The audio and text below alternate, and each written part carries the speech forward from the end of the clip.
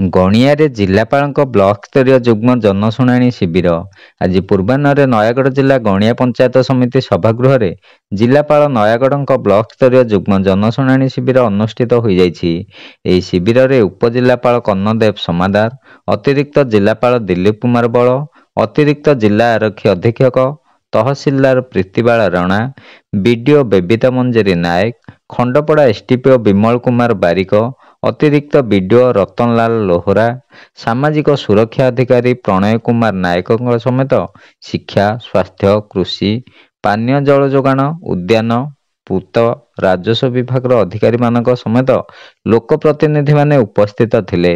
ପ୍ରଧାନମନ୍ତ୍ରୀ Awas Yojana, ration card, ବିଦ୍ୟୁତ ସଂଯୋଗ, ଭତ୍ତା, ପାନୀୟ ଜଳ ଯୋଗାଣ, ସୁଭଦ୍ରା ଯୋଜନା, ବିଦ୍ୟାଳୟରେ ଶିକ୍ଷକ ନିଯୁକ୍ତି ଆଦି ସମ୍ପର୍କରେ ଜନସାଧାରଣ ଅଭିଯୋଗ କରିଥିଲେ। ଏହି ଶିବିରରେ 40 ଗୋଟି ଅଭିଯୋଗ ପଞ୍ଜୀକୃତ ହୋଇଥିବା ବେଳେ ସେଥିମଧ୍ୟରୁ 35 ଗୋଟି ବ୍ୟକ୍ତିଗତ ମାମଲା ଏବଂ 4ଟି ଗ୍ରାମ୍ୟ ମାମଲା ରହିଥିଲା। ସେହିପରି ମୁଖ୍ୟମନ୍ତ୍ରୀ ରିଲିଫ ଫଣ୍ଡରୁ ଗୋଟିଏ ମାମଲା ରହିଥିବା ବେଳେ 11 ଗୋଟି ମାମଲାର ତୁରନ୍ତ ସମାଧାନ କରାଯାଇଥିଲା। ଶିବନାରାୟଣ ଦାସଙ୍କ ରିପୋର୍ଟ, ଖଣ୍ଡପଡ଼ା ବାର୍ତ୍ତା।